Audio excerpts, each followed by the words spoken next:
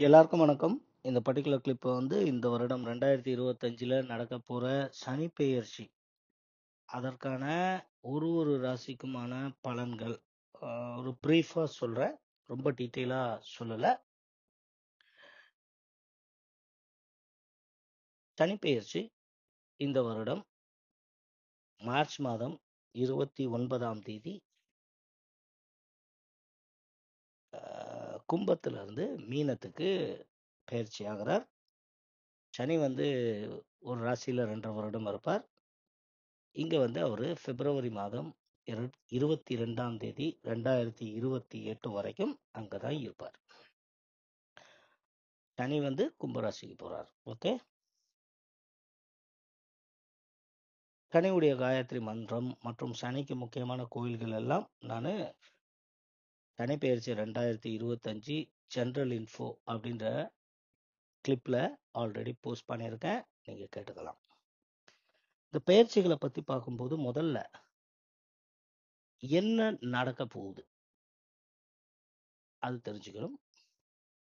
அது எப்படி நடக்க போகுது மற்றும் அது நம்ம வாழ்க்கையில எந்த ஏரியால நடக்க போகுது. எந்த ஏரியான்னா அது வந்து குடும்பஸ்தானத்துல நடக்க போதா, இல்ல சகோதர ஸ்தானமா, திருமண ஸ்தானமா, லாபமா, நஷ்டத்திலையா அப்படின்றத தெரிஞ்சுக்கணும். என்ன நடக்க போகுது அப்படின்றது சனியுடைய தன்மைகளை பொறுத்து இருக்கு. சனி இப்ப என்னென்ன நமக்கு சொல்லிக் கொடுக்க வர்றார், நமக்கு பொறுப்புகளை உணர்த்த போறார், கடின உழைப்பு தேவைன்னு சொல்லி தர போறார், பொறுமை ரொம்ப ரொம்ப அவசியம்னு சொல்ல போறார். இப்படி பொறுமை, சகிப்புத்தன்மை, கடின உழைப்பு மற்றும் உண்மை, நேர்மை இப்படியெல்லாம் இருந்தா நல்ல அறிவு நமக்கு கிடைக்கும். அதனால நல்ல முன்னேற்றங்களை நம்ம அனுபவிக்க போறோம். யதார்த்தத்தை உணர்ந்து கொள்ளக்கூடிய ஒரு அறிவையும் கொடுப்பார். நல்ல முயற்சி எடுக்கணும்னு சொல்லி தருவார். நம்ம செய்யற சில தவறுகளால சில பாடங்களையும் கத்துக்க வைப்பார் இந்த சனீஸ்வரர். இவருடைய பீரியட்ல கர்மாக்கள், நம்ம போன பிறவில செஞ்ச கர்மாக்களுக்கும் வழி விடுவார். அது வந்து நமக்கு நல்லது செய்யறதுக்கும் கெட்டது செய்யறதுக்கும். ஓகே, அதனால சில நேரங்கள்ல சனீஸ்வரரை பார்த்தா நிறைய பேருக்கு பயம் ஏற்படும். இதுதான் என்ன செய்ய போறார் சனி, எப்படி செய்ய போறார் அப்படின்றது அவர் எந்த ராசியில போய் உட்கார்றார் அதை பொறுத்து இருக்கு. இப்ப மீன ராசியில, மீன ராசியினுடைய தன்மை விட்டு விலகுதல். இதுதான் 12வது ராசி, கடைசி ராசி. மோட்சத்தை குறிக்கக்கூடியது. நம்ம பந்தங்களோட கனெக்ட் ஆயிருக்கிறது, அந்த அட்டாச்மெண்ட்டை விட்டு விலகிறது, ஆன்மீக அறிவை ஏற்படுத்தக்கூடியது, நம்மளுடைய தலைகணத்தை போக வைக்கக்கூடிய இடம் மற்றும் மற்றவங்க மேல அக்கறை செலுத்துறதுக்கும் சோசியல் சர்வீஸ், தான தர்மங்களுக்கும் இந்த மீனராசி ஆதிபத்தியம் பெறுது. ஸோ சனீஸ்வரர் இந்த வேலையை, அவருடைய குணாதிசயங்களை இந்த ராசியில வர்றதுனால இதையெல்லாம் நம்மளை செய்ய வைக்க போறார். அது ஒரு ராசிக்கும் எந்த ஏரியான்றது மாறுபடும்.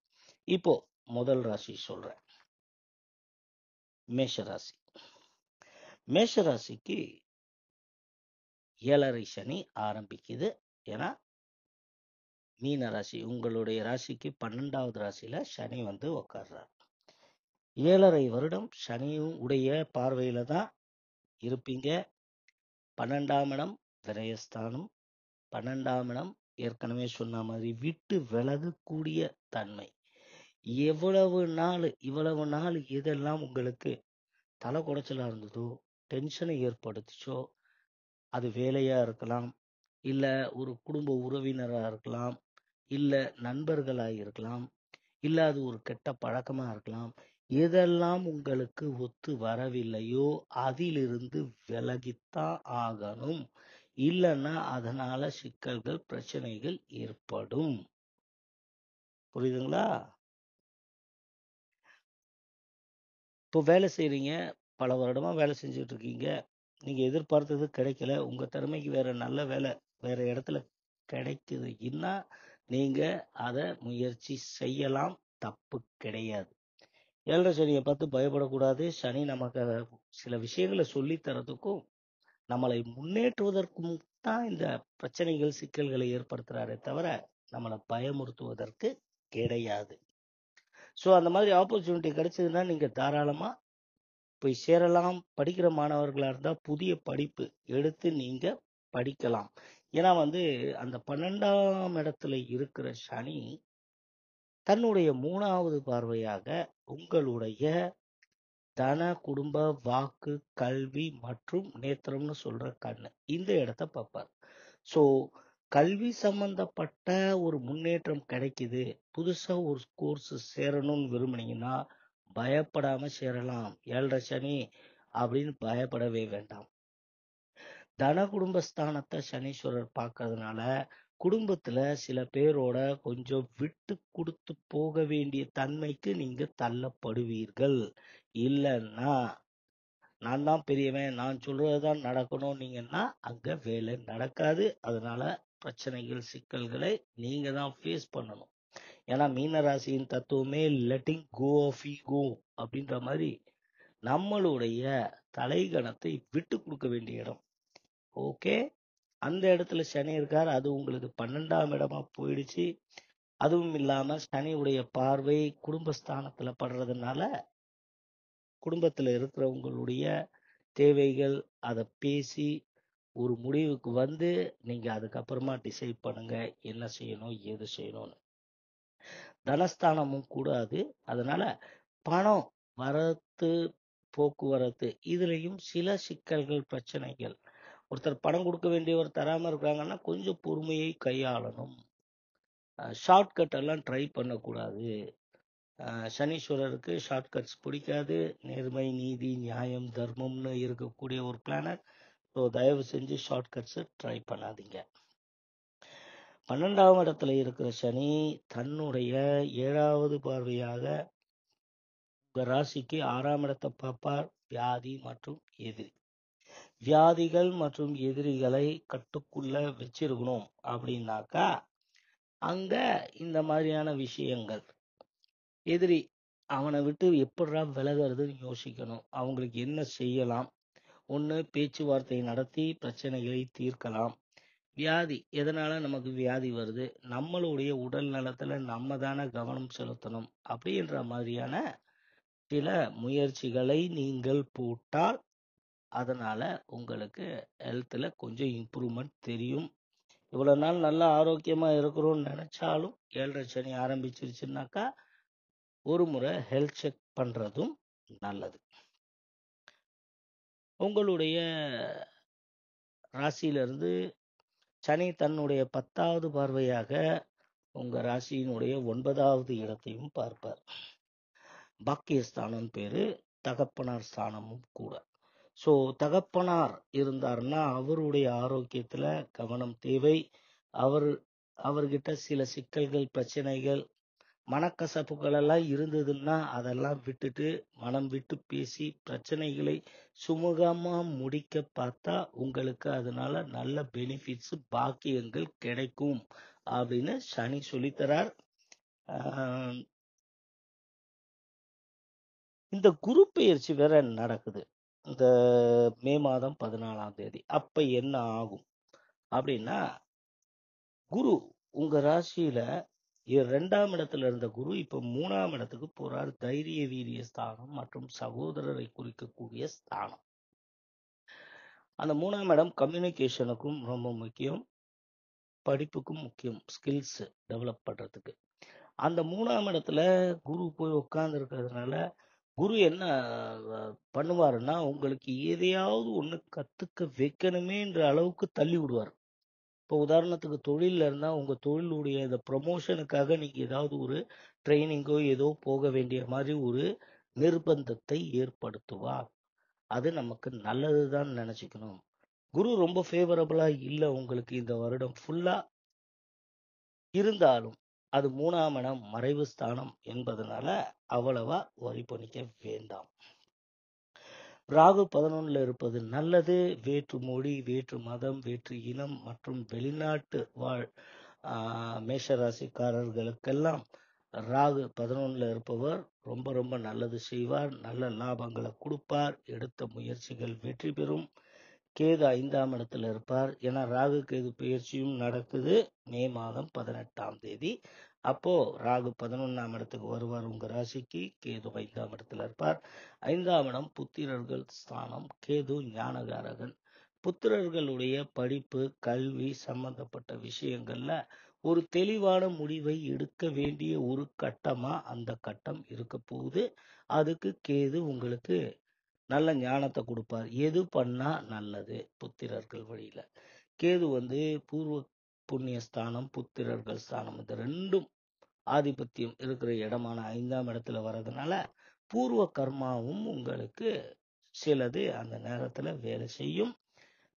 நீங்க என்ன பண்றீங்கன்னா, ஒரே ஒரு முறை, ஏன்னா 7 சனி ஆரம்பிக்கிறதுனால திருநள்ளாறு போயிட்டு அங்க நல தீர்த்தத்துல குளிச்சுட்டு அப்புறம் சிவன், அம்பாள் மற்றும் சனீஸ்வரரை அர்ச்சனை செஞ்சு வணங்கிட்டு வரணும். சனிக்கிழமை சுத்த சைவமா இருக்கணும். சனிக்கிழமை பசுமாட்டுக்கு 2 வாழைப்பழம் கொடுக்கணும். சனிக்கிழமை முடிஞ்சா கோயிலுக்கு போய் விளக்கேத்துங்க சனீஸ்வரருக்கு.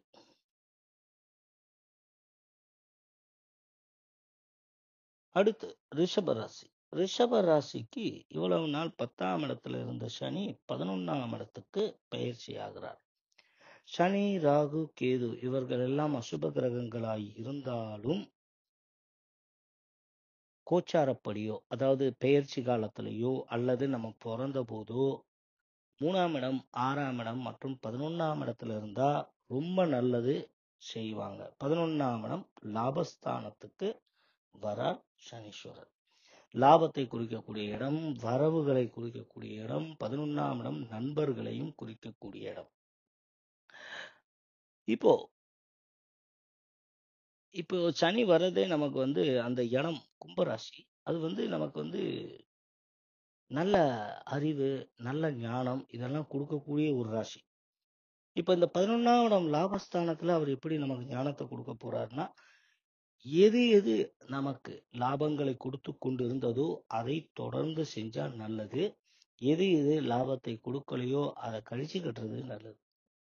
அது வரவை அதிகரிக்கக்கூடிய வழிகளை நீங்க தேடணும். அதுல முயற்சி எடுக்கணும். நண்பர்களாயிருந்தாலும் நல்ல நண்பர்களோட பழக்கம் வச்சுக்கிட்டா நல்லது. நல்ல நண்பர்களுடைய பழக்கம் இல்லைன்னா அது லாபத்துக்கு இடைஞ்சலா இருக்கும்.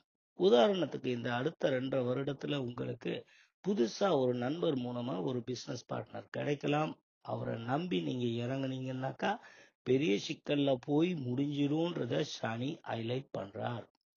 ஸோ அதனால நீங்க செய்து கொண்டிருப்பது எது சிறப்பாக நடந்து கொண்டு இருக்குதோ அதை தொடர்ந்து செய்யுங்க. அப்போ நல்ல லாபங்களை நீங்க பார்க்கலாம். ஓகே, 11ஆம் இடம் சனி நல்ல லாபத்தை கொடுக்கக்கூடியவர். உங்களுக்கு ஆரோக்கியத்துல ஏதாவது பிரச்சனைகள் அப்படின்னு பார்த்தோம்னா, இந்த 2.5 வருட காலத்துல உங்களுக்கு மூட்டு வலி மற்றும் பிளட் சர்க்குலேஷன்ல கொஞ்சம் பிரச்சனைகள் ஏற்படுறதுக்கு வாய்ப்பு இருக்கு இந்த சனி பெயர்ச்சியால. இந்த 11ஆம் இடத்துல வர சனி அவர் உங்களுடைய ராசியே பார்ப்பார். 3ஆம் பார்வையாக உங்க ராசியே பார்க்கறாருன்னா உங்களுடைய மைண்டு, கேரக்டர், நீங்க எப்படி யோசிக்கிறீங்க, எந்த வழியில போறீங்க, கடின முயற்சி எடுப்பவரா இல்ல நோகாம நோன்பு கும்பிடணும்னு நினைக்கிறவரா, இதையெல்லாம் பார்த்துத்தான் பலன்களை கொடுக்க போறார். அதுவும் எந்த ஏரியால அங்க இருக்கிற சனி 5ஆம் இடத்தையும் பார்ப்பார். பூர்வ புண்ணிய ஸ்தானம், மேற்கல்வியை குறிக்கக்கூடிய இடம், புத்திரர்கள் ஸ்தானம்.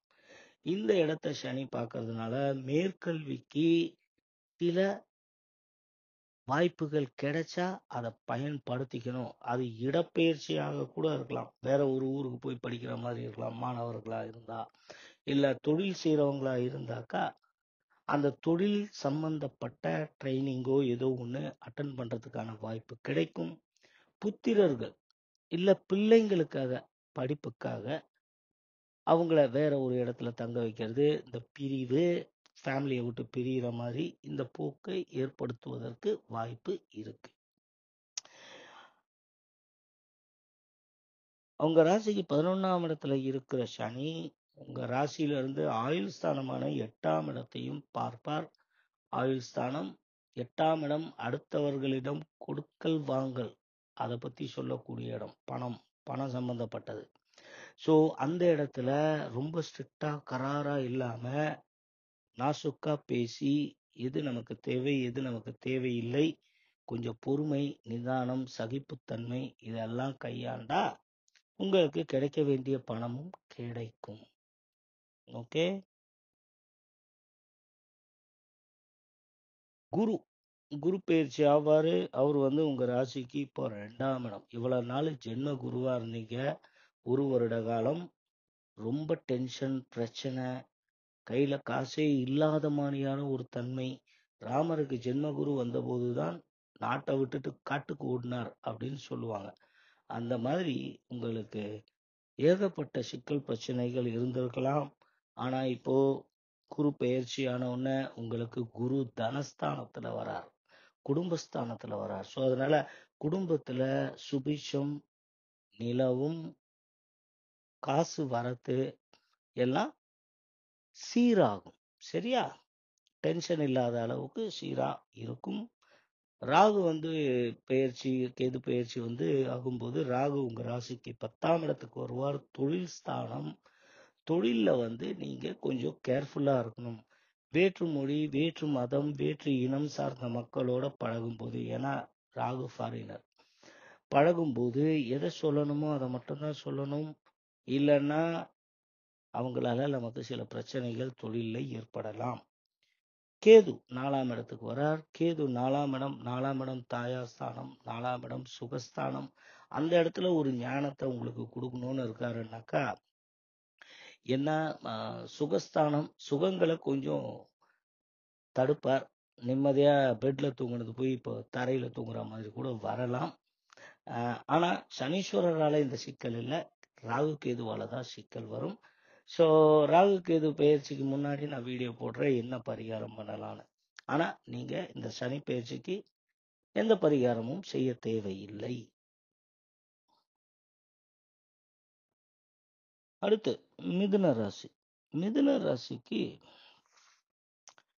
இவ்வளவு நாள் 9ஆம் இடத்துல இருந்த, பாக்கியஸ்தானத்துல இருந்த சனி இப்ப தொழில் ஸ்தானம் 10ஆம் இடத்துக்கு போறார்.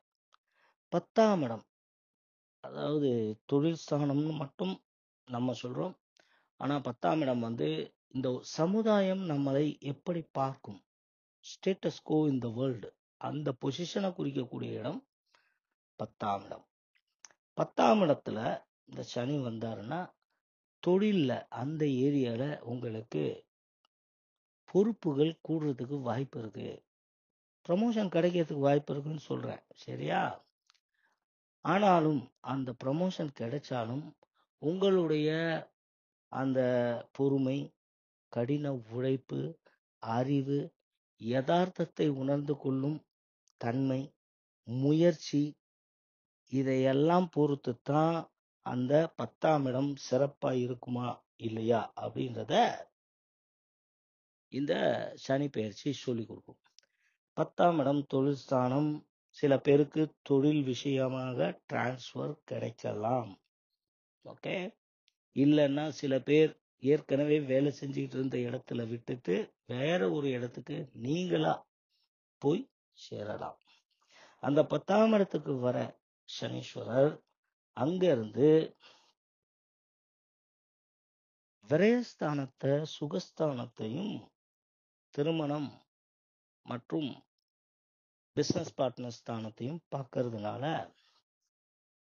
நீங்க இந்த 12ஆம் இடம் விரயஸ்தானத்தை கொஞ்சம் அக்கறை செலுத்தணும். செலவுகளை கட்டுக்குள்ள வச்சிருக்க பார்க்கணும். சனீஸ்வரருடைய டெண்டன்சி என்னன்னாக்கா நாளைய பத்தி கவலைப்படாம இன்னைக்கே எல்லாத்தையும் செலவு பண்ண வச்சிருவார். அதனால சில நேரத்துல கடன் வாங்கி வாழ்க்கையை ஓட்டுற மாதிரி நிலைமையை ஏற்படுத்திடும். அதுல நம்ம கொஞ்சம் கவனம் செலுத்தணும்னு மிதுன ராசிக்கு சொல்லித்தரார்.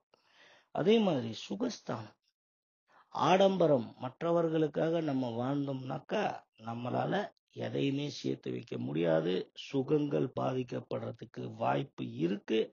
அதனால எது தேவை எது தேவையில்லை என்பதை புரிந்து கொண்டு வாழ்ந்தால் எந்த பிரச்சனையும் இருக்காது சுகத்துக்கு. தாயார் ஸ்தானமும் கூட 4ஆம் இடம். அதனால மிதுன ராசிக்காரர்களுக்கு தாயாருடைய ஆரோக்கியத்துல அக்கறை தேவை. அவங்க ஒரு சின்ன விஷயம் அப்படின்னு சொன்னா கூட ஹெல்த் ரிலேட்டடு உடனே அவங்களுக்கு ஒரு செக்கப் ஏற்பாடு பண்ணி பார்த்துக்கணும்.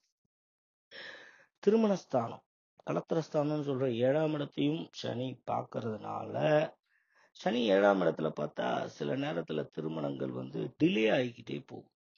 ஓகே, அந்த திருமணம் டிலே ஆகாம இருக்கணும். சனி 7ஆம் இடத்தை பார்த்தா 7ஆம் இடம் ஆப்போசிட் செக்ஸ் பீப்புளையும் குறிக்கும், வேற்றுப்பாலினர். ஸோ அவங்க கிட்ட நம்ம பேசும்போதும் பழகும் போதும் ரொம்ப நாகரிகமா பழகணும். இல்லை என்றால் இது பெரிய சிக்கல்ல கொண்டு போய் விட்டுரும்னு மிதுன ராசிக்கு அறிவுறுத்துறார். குரு வேற உங்களுக்கு ஜென்ம குருவா வரப்போறார். குரு பயிற்சியானவன்னு உங்க ராசியிலேயே உட்காருவார். ஜென்ம குரு குரு ஆன்மீகம் சம்பந்தப்பட்ட கிரகம், அறிவு சம்பந்தப்பட்ட கிரகம். உங்க ராசியாகப்பட்டது உங்க தலையை குறிக்கும். அங்கேயே அவர் உட்கார்ந்து இருக்கிறதுனால நீங்க எடுக்கிற முடிவுகளை தெளிவா எடுத்தீங்கன்னா எந்தவித சிக்கலையும் அந்த ஜென்ம குரு ஏற்படுத்த மாட்டார். சரிங்களா? கொஞ்சம் குறுக்கு புத்தியோட யோசிச்சீங்கன்னாக்கா அங்க சிக்கலை ஏற்படுத்திடுவார் குரு. ராகு 9ஆம் இடம்னு சொல்ற பாக்கியஸ்தானத்துக்கு போறார். தகப்பனார் ஸ்தானமும் கூட. ஸோ 9ஆம் இடம் பாக்கியஸ்தானம். ராகுனால சில பாக்கியங்கள் அங்க தடைப்படுறதுக்கு வாய்ப்புகள் இருக்கு. அதே மாதிரி தகப்பனாருடைய ஹெல்த்தும் சிக்கல்களை கொஞ்சம் அனுபவிக்க நேரிடலாம். அதனால தகப்பனாருடைய ஆரோக்கியத்துல கவனம் செலுத்தணும். கேது 3ஆம் இடத்துல இருப்பது ரொம்ப நல்லது. ராகு, கேது, சனி 6ஆம் இடம், 3ஆம் இடம், 6ஆம் இடம் மற்றும் 11ஆம் இடம் சிறப்பு. ஸோ கேதுவால எந்த பிரச்சனையும் இந்த வருடங்கள் உங்களுக்கு இருக்காது. நீங்க செய்ய வேண்டியது ஒரு முறை 2 வருஷத்துல ஒரு முறை திருக்கொல்லிக்காடு போயிட்டு அங்க பொங்கு சனி இருப்பார், அவரை போய் பார்த்துட்டு அவருக்கு ஒரு அர்ச்சனை செஞ்சுட்டு வந்தாவே போதும். அடுத்து கடகராசி. கடகராசிக்கு கடந்த 2.5 வருடங்களா அஷ்டம சனி நடந்துகிட்டு இருக்கு. அந்த அஷ்டம சனி இப்போ முடிய போகுது. இந்த அஷ்டம சனி முடிஞ்ச உடனே இப்ப இவர் 9ஆம் இடத்துக்கு வரப்போறார். 9ஆம் இடம் பாக்கியத்தை குறிக்கக்கூடிய இடம், தகப்பனாரை குறிக்கக்கூடிய இடம், நம்ம நம்பிக்கை அதை பத்தி சொல்லக்கூடிய இடம், ஆன்மீகம் சம்பந்தப்பட்ட இடம், அறிவு சம்பந்தப்பட்ட இடம் 9ஆம் இடம். அந்த இடத்துல சனீஸ்வரர் உட்கார்றார் அப்படின்னாக்கா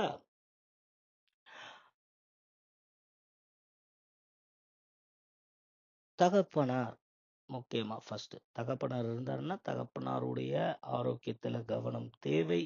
அவரோட கருத்து வேறுபாடுகள் இருந்ததுன்னா அதை சுமூகமா பேசி அந்த ஈகோ இல்லாம நம்ம மேல தப்பே இல்லைன்னாலும் பெரியவங்களாச்சு நாம தப்புனே ஒத்துக்கிட்டு சுமூகமா போறது நல்லது.